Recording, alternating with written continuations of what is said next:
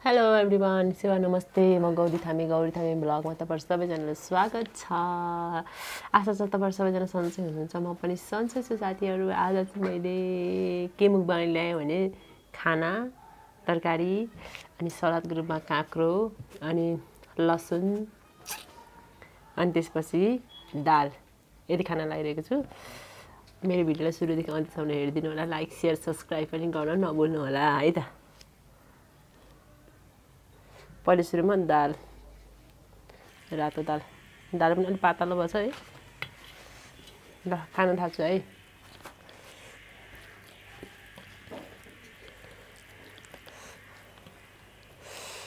First bite.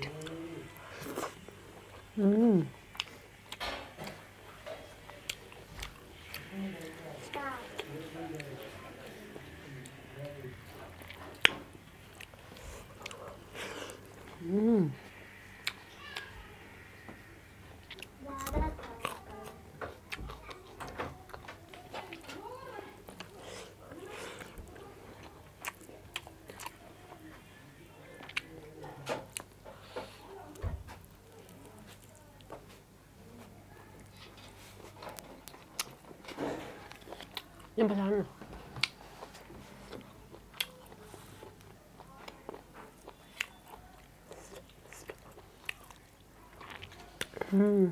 पिरो मिठो भएछ है मासु त।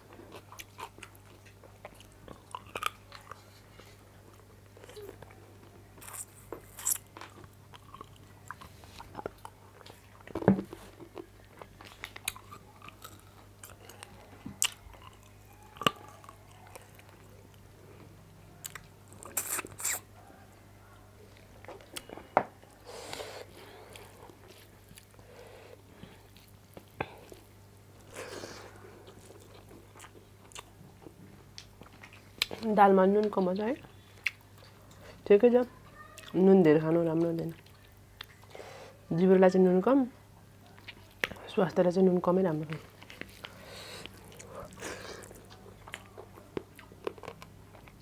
And the daddy? Yes, very good.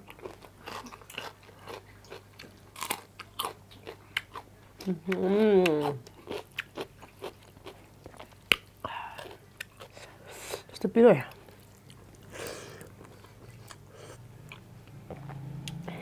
लसुन।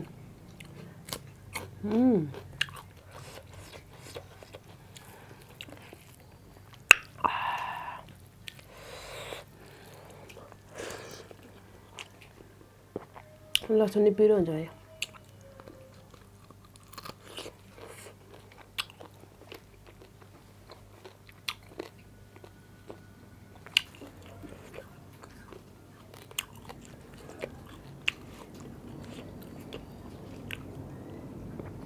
धेरै समयपछि हामीले राँगोको मासु खाएको है, तर मिठै भएछ।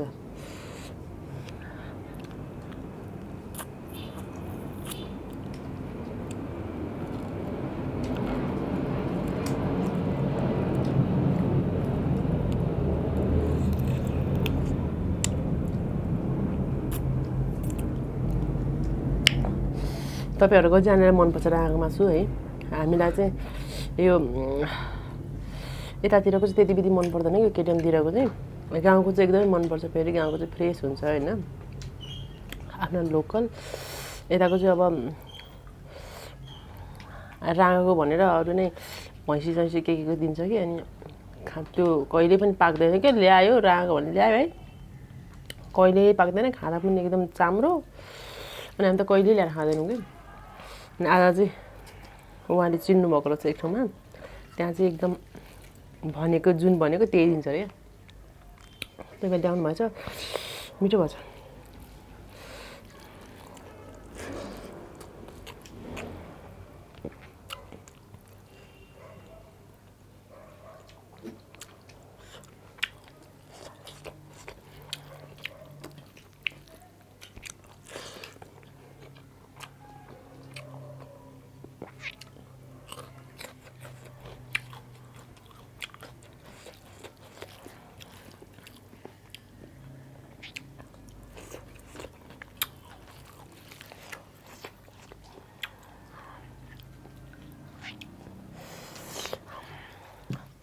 कति फास्ट फुड खानु होइन त आज चाहिँ हेल्दी खाना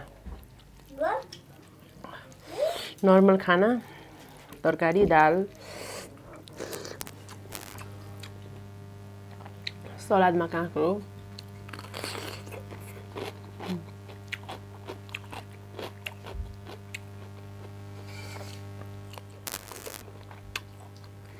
चाउचाउ मोमो होइन त चाउमिन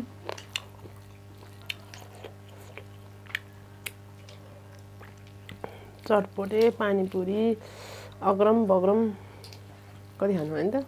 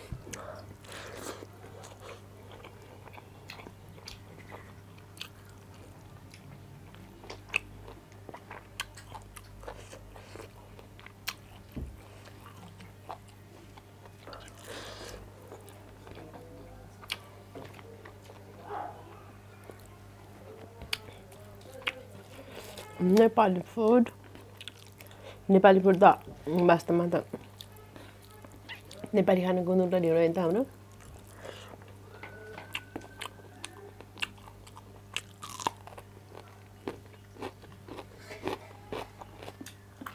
एक दिन चाहिँ म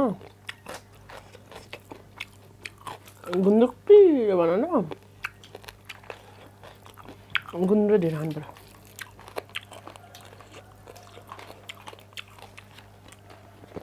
मलाई फेरि मासुसँग मान्छेले मासुसँग कस्तो मिठो लाग्छ भने त ढेँडो है मलाई चाहिँ मासुसँग मन पर्दैन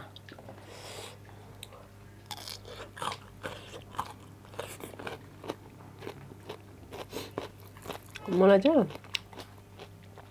कि साग कि सिस्नु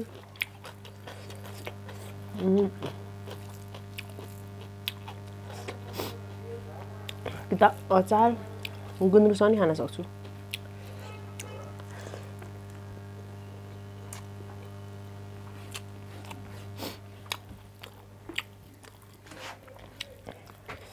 हामी सानो बेला त के भन्छ अरे खुर्सानी ढेँडो कति मिठो खान्थ्यौँ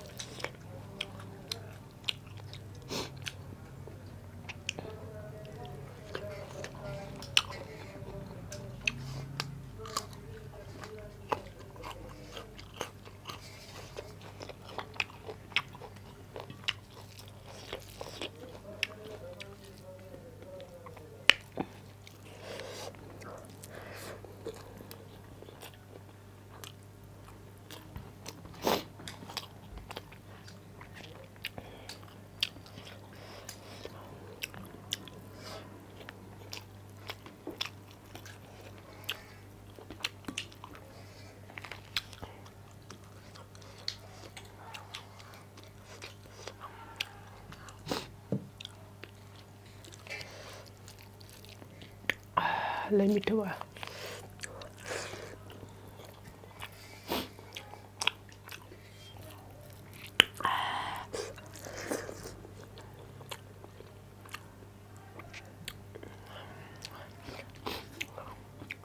कोही लसुन त यस्तो पिरो हुन्छ नि जिब्रै पोल्छ कुनै कुनै त लसुन खाने बानी भएछ मलाई नि लसुन नखाइ त खानासँग त के नखाइ न केही खाँदा जस्तो हुन्छ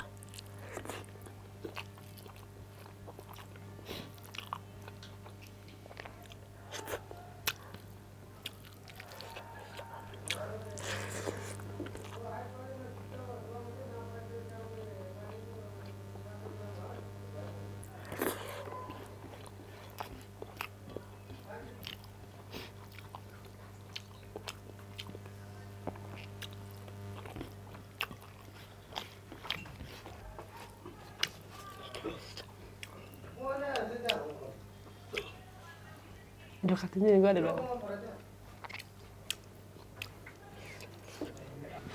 ल मैले चाहिँ खाएर पनि सकाएँ है त मेरो भिडियो हेरिदिनु भएकोमा धेरै धेरै धन्यवाद फेरि पनि अर्को भिडियोमा नयाँ मुकबाङका साथ तपाईँहरूसँग फेरि भेट्ने बाचाका साथ आजका लागि चाहिँ बाई बाई